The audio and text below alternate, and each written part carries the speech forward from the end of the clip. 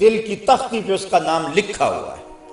میں نے اس نے عرض کیا تھا کہ اقبال نے کہا تھا حکیم نیٹشے کے بارے میں، قلب او مومن دماغش کافر است۔ اس کا دل مومن تھا، دماغ کافر، لیکن ہر شخص کا دل مومن ہوتا ہے۔ تو اس دل کی ایک ایک پرت پہ رب کا نام لکھا ہوا ہے۔ اور کافر کو کافر اس لیے کہتے ہیں کہ وہ اس حقیقت کو چھپا دیتا ہے۔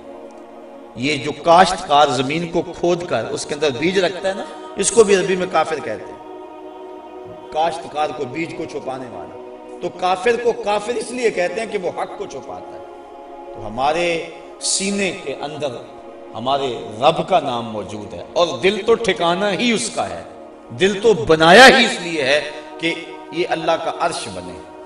اور وہ فرماتا ہے کہ میں زمین و آسمان میں کہیں نہیں سماتا، مجھے ڈھونڈنا ہو تو مومن کے دل میں تلاش کرو۔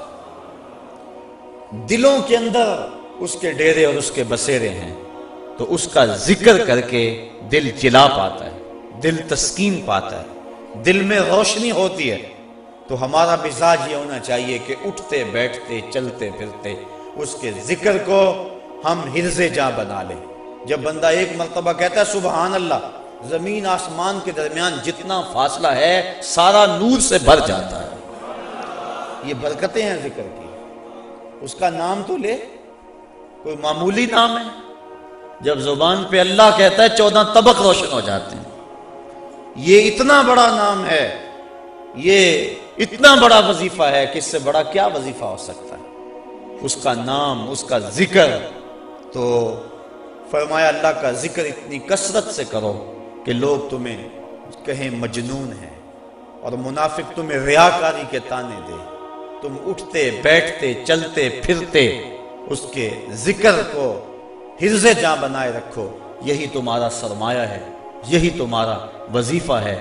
دکھے ہوئے دل کا بھی یہی علاج ہے، پریشان خاطری کا بھی یہی علاج ہے۔ اندر کی کالک اس کے ذکر سے دھلتی ہے۔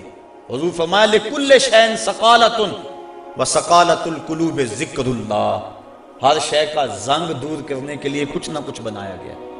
کپڑے کو میل لگ جائے تو صابن یا سرف سے دھوتے ہیں، اس طرح لوہے کو زنگ لگ جائے تو ریگ مار سے صاف کرتے ہیں۔ ہر شے کا زنگ دور کرنے کے لیے کچھ نہ کچھ ہے۔ فرمایا دلوں کو زنگ لگ جائے تو اللہ کا ذکر کرو، تمہارے دل ستھرے ہو جائیں گے۔ وَسَقَالَةُ الْقُلُوبِ ذِكْرُ اللَّهِ۔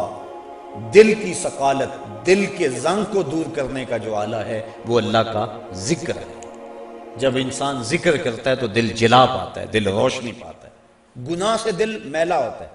روایت میں آتا ہے جب انسان گناہ کرتا ہے تو اس کے دل میں ایک سیاہ نقطہ لگ جاتا ہے، اگر وہ توبہ کے آنسوؤں سے اس کو دھو لے تو اس کا دل شفاف ہو جائے گا، اور اگر وہ توبہ نہیں کرتا اور تکرار گناہ کرتا ہے تو اس نقطے کے ساتھ ایک اور نقطہ لگ جاتا ہے۔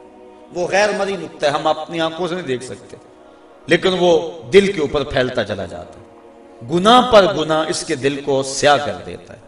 پھر ایک ایسا موقع بھی آتا ہے کہ اسے بدی اور نیکی میں تمیز ختم ہو جاتی ہے۔ جو شخص پکا نمازی ہو، نماز چھوٹ جائے اس کی تو اس کی زندگی میں جو چین ہوتا ہے وہ لٹ جاتا ہے۔ جتنی دیر تک نماز پڑھ نہیں لیتا اتنی دیر تک اسے سکون نہیں آتا۔ جس شخص کے ضمیر پر ظلم کا داغ نہ ہو، وہ کسی کو گالی بھی دے بیٹھے تو خود پریشان ہو جاتا ہے، کسی کو تھپڑ بھی مار بیٹھے تو خود پریشان ہو جاتا ہے۔ جتنی دیر تک اس سے معذرت نہیں کرتا اسے سکون نہیں آتا۔ اسی طرح اللہ تعالیٰ نے یہ دل کو پاک پیدا کیا ہے، یہ ہم نے آ کے اس کو گندا کیا ہے۔ نفس پلیت پلیت چا کیتا، اساں اصل پلیت تا ناسے۔ نفس نے ہمیں پلیت کر دیا، ہم تو پاک آئے تھے، ستھرے آئے تھے۔ اور میاں صاحب علیہ رحمہ فرماتے ہیں چٹی چادر پھمنا والی تے داغ نہ لاویں جنیاں، پھر نہ آکھیں حشر دہاڑے حال ربا کی بنیا۔ تو یہ چٹی چادر ہے بالکل، تو اس کے اوپر کہیں داغ نہ لگا بیٹھنا، اور اگر اس کے اوپر داغ پہ داغ لگ جائیں اور دل سیاہ ہو جائے تو پھر حق و باطل کی تمیز ختم ہو جاتی۔ پھر گناہ پہ گناہ کرے اسے پتہ نہیں ہوتا، چونکہ جو پہلے ہی داغ چادر ہو ایک اور دھبا لگ جائے گا تو کوئی پریشانی نہیں ہوگی۔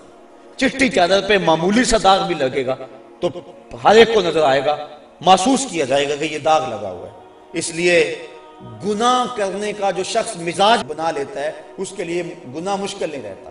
بلکہ روایت میں آتا ہے کہ جب مومن گناہ کرتا ہے تو اس کی حالت یہ ہوتی ہے جس طرح احد پہاڑ کے نیچے آ گیا کہ ابھی اوپر سے وہ گر جائے اور اسے کچل دے گا. اور منافق جب گناہ کرتا ہے تو وہ یوں محسوس کرتا ہے جس طرح جو ہے مکھی بیٹھی تھی اور اس نے اس کو اڑا دیا. تو ہم دیکھیں کہ ہمارا دل کہیں اتنا سیاہ تو نہیں ہو گیا, اللہ کے حکموں کو توڑے میں پرواہ نہ ہو, نماز چھوڑے ہمیں پرواہ نہ ہو, آنکھ بھٹک رہی ہو ہمیں پرواہ نہ ہو, خیال بہک رہا ہو ہمیں پرواہ نہ ہو, زبان گند بول رہی ہو ہمیں پرواہ نہ ہو, ذہن غلط سوچ رہا ہو ہمیں پرواہ نہ ہو, کسی پہ ظلم جبر کا بازار گرم کیے ہوئے ہوں, کتنوں کے دل توڑ رہے ہوں, کتنوں کو ستا رہے ہوں, اور پھر بھی چین کی نیند سو جائیں, پھر اس کا مطلب یہ ہے دل سیاہ ہو گیا کہ کسی کو دکھ دے کر بھی دکھ نہیں ہوتا, کسی کو اذیت دے کر بھی تکلیف نہیں ہوتی, کسی کا مال لوٹ کر اور خون پی کر بھی آرام سے یہ سو جاتا ہے. یہ ہے اس کی کیفیت, تو پھر دل سیاہ ہو گیا. اب اس دل کی سیاہی کیسے مٹے گی؟ توبہ کے پانی سے. جب اشک ندامت گرتا ہے تو دل کے میل دھو دیتا ہے. اور دوسرا وَسَقَالَةُ الْقُلُوبِ ذکر اللہ, اور دلوں کی ثقالت, دلوں کا زنگ اللہ کے ذکر سے اترتا ہے. تو جب اللہ کا ذکر کثرت سے کرے گا تو اس کو تسکین کی دولت نصیب ہو جائے گی. تو اللہ فرماتا ہے الا بذکر اللہ تطمئن القلوب, سن لو دلوں کی طمانینت اس کے ذکر میں ہے. اور فرمایا کچھ رجال ایسے ہیں, کچھ اللہ کے بندے ایسے ہیں کہ اللہ کا ذکر اس انداز میں کرتے ہیں کہ بیع و شراء اور تجارت ان کو اللہ کے ذکر سے روکتی نہیں ہے. یعنی وہ کام بھی کر رہے ہوتے ہیں اور ذکر بھی کر رہے ہوتے ہیں. حضرت شاہ نقشبند بخاری علیہ رحمہ آپ فرماتے ہیں میں نے منام ایک شخص کو دیکھا 70,000 دراہم کا کاروبار کر رہا تھا. میں حیران ہو گیا کہ یہاں آ کر اتنا بڑا کاروبار, لیکن جب میں نے غور کیا تو اس کا دل ایک لمحے کے لیے بھی رب کی یاد سے غافل نہیں تھا. اور میں نے ایک شخص کو کعبۃ اللہ کا طواف کرتے دیکھا لیکن اس کا دل رب کی یاد سے غافل تھا. تو دل کا اس کے ساتھ لگ جانا اور ایک لمحے کی غفلت کا طاری نہ ہونا, یہ حقیقت ذکر ہے اور یہ مومن کا مطلوب ہے. وہ ایک لمحہ بھی جو ہے وہ اپنے رب سے غافل نہیں ہوتا. غفلت اس کی موت ہے. غفلت ہوگی تو شیطان آئے گا, غفلت ہوگی تو وسوسہ آئے گا, غفلت ہوگی تو گناہ سرزد ہوگا. لہذا وہ غافل ہی نہ ہو. اور مرشد باہو اسی لیے کہہ گئے کہ جو دم غافل سو دم کافر, کوئی لمحہ غفلت میں گزرے نہ, تم ایک ایک لمحہ اپنے رب کی یاد میں رہو. پھر ارشاد فرمایا یا ایھا الذین آمنوا اذکروا اللہ ذکرا کثیرا, اے ایمان والو کثرت سے اپنے رب کا ذکر کرو, اس کا نام کثرت سے لیا کرو. اللہ مجھے آپ کو کثرت سے ذکر کی توفیق عطا فرمائے. آج کل ماحول ایسا مل گیا ہے, شیطان بند گیا. رمضان کا ماہ صیام ہے, اترتے ہوئے نوار, برستی ہوئی نور کی بارش, سحری کا موسم کتنا حسین ہوتا ہے, افطار کے لمحے کتنے خوبصورت ہوتے ہیں, اور جب تراویح کھڑی ہوتی ہے تو کیسے نور اترتا ہوا دکھائی دیتا ہے. کاش کہ ان لمحوں کو میں اور آپ غنیمت سمجھیں. ساتھیو زندگی کٹ رہی ہے تیزی, میں نے کل بھی کہا تھا, پرسوں بھی, برف کی طرح گزر رہی ہے, اور لمحہ لمحہ ہم قریب ہو رہے ہیں موت کے. رمضان کے لمحوں کو غنیمت سمجھ لو اور اپنی ما قبل کی زندگی کو دیکھو اور مستقبل کی منصوبہ بندی کرو, اور اپنے رب کے ذکر سے اپنے من کے اجالوں کا سامان کر لو. اللہ مجھے